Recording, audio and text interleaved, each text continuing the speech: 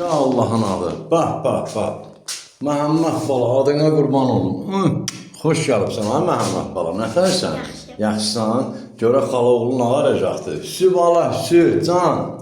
Sağ olun. Keyif oğlu. Ha. Qazağı ritmi söz səndə.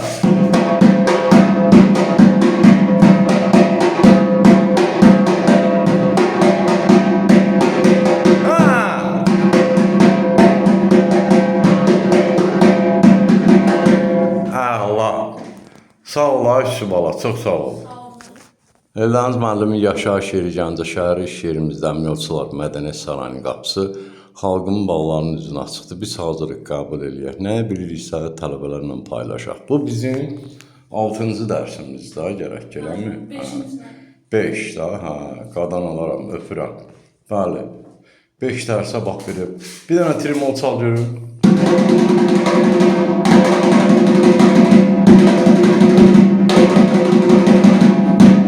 Şırtığımızı çal görüm.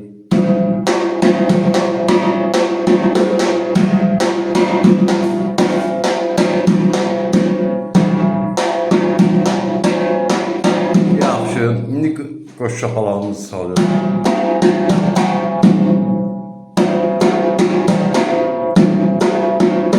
Biraz tezləşdirəcəm.